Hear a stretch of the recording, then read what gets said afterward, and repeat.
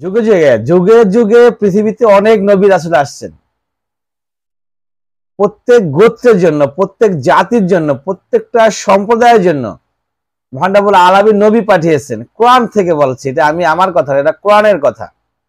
প্রত্যেকটা জাতির জন্য, প্রত্যেকটা গোত্রের জন্য মহান রব্বুল আলামিন পৃথিবীতে নবী পাঠিয়েছেন। তাহলে হিন্দুদের জন্য অবশ্যই নবী পাঠিয়েছেন। হিন্দুদের জন্য আল্লাহ পাক কোন নবী পাঠিয়েছেন? হিন্দুরা কোন নবীর উম্মত? হিন্দু ধর্মের আরেকটি নাম হচ্ছে সনাতন ধর্ম। আরেকটি নাম না, এটা হচ্ছে প্রকৃত নাম। হিন্দু ধর্মের মূল নাম হচ্ছে সনাতন। সনাতন অর্থ হচ্ছে পুরাতন, বহু পুরাতন ধর্ম। তবে এখানে আবার মুসলমানদের ইসলামের চাইতে বেশি পুরাতন না। এটা যদি পুরাতন হিসেবে সনাতন নামকরণ করা হয় তাহলে নামে ভুল আছে, নামটা সনাতন হবে মুসলমানদের ধর্মের নাম।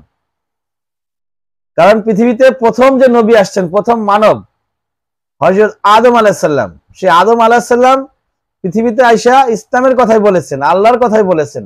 আল্লাহর পক্ষ থেকে তিনি আসছেন, আল্লাহ পাক তাকে সৃষ্টি করে পৃথিবীতে পাঠাইছেন। আর সেই আদম আলাইহিস সালামের অনুসারী সবাই আমরা মুসলিমরা।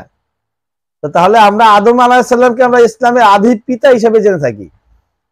তাহলে সবচেয়ে পুরাতন ধর্ম হচ্ছে ইসলাম, হিন্দু ধর্ম নয়। তবে অন্যান্য ছোটখাটো খুচরা অনেক ধর্ম পৃথিবীতে আছে, তাদের হিসেবে হিন্দু ধর্ম সবচেয়ে পুরনো ধর্ম। অর্থাৎ হযরত দাউদ আলাইহিস সালাম মারা যাওয়ার পর থেকেই মূর্তি পূজা শুরু হয়। সেখানে আমরা জানি 4 জন আলেম ছিলেন দাউদ আলাইহিস সালামের সময়। ওই 4 জন আলেম মারা যাওয়ার পরে শয়তানের চক্রান্তে পড়ে 4 জন আলেমের আকৃতি অনুযায়ী 4টি মূর্তি তৈরি করা হয়, এবং তারপর থেকে আস্তে আস্তে পৃথিবীতে মূর্তির প্রচলন বৃদ্ধি পেতে থাকে। সেজন্য সেই তো মূর্তি পূজা যেহেতু হিন্দুরা করে, তার মানে সেই থেকে হিন্দুদের উৎপত্তি চলে আসে পৃথিবীতে। এখন প্রশ্ন হচ্ছে, হিন্দুদের লিডার কে? হিন্দুদের হচ্ছে আপনার নবী, কোন নবী আসছিল? কোরআনে আসছে, আমরা হাদিস থেকে জানতে পাই যে পৃথিবীতে অনেক গোত্র ছিল এবং বিভিন্ন সময়ে এট আ টাইম একই সাথে 2 জায়গায় 2 জন নবী ছিল পৃথিবীতে। বাবা এবং ছেলে একসঙ্গে নবী ছিলেন, ভাই এবং ভাই একসঙ্গে নবী ছিলেন। তো 1,24,000 পয়গম্বর, মতান্তরে 2,24,000 এই নবী আল্লাহ পাক পৃথিবীতে পাঠিয়েছেন। একজন প্রশ্ন করেছিলেন কৃষ্ণ কি নবী কিনা।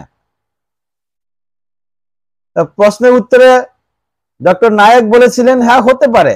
সেটা আমি তো জানি না, যেহেতু কৃষ্ণের নাম হাদিসে আসে নাই, কোরআনে আসে নাই, তার মানে সে নবী এটা কনফার্ম দেওয়া যাবে না। তবে হতে পারে, যেহেতু 1,24,000 পয়গম্বর ছিলেন, কোরআনে মাত্র 25 জনের কথাই বলা হয়, তাহলে বাকিরা কোথায়? বাকিদের নাম যেহেতু হাদিসে নাই, কোথাও পাওয়া যায় নাই। এখন কৃষ্ণকে আল্লাহ পাক নবী বানাইছে কিনা সেটা আল্লাহ পাকই ভালো জানেন, হতেও পারে নাও হতে পারে।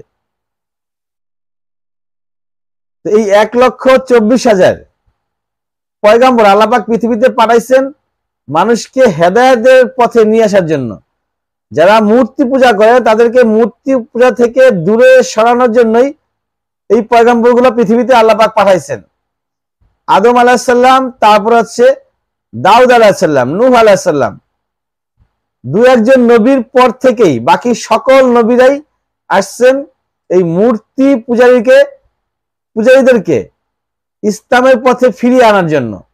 তার মানে পৃথিবীর যত নবী রাসূল, এই 1,24,000 নবী রাসূল পৃথিবীতে আসছেন এই হিন্দুদের জন্যই, হিন্দুদেরকে ইসলামের দিকে নিয়ে আসার জন্য, আল্লাহর দিকে নিয়ে আসার জন্য।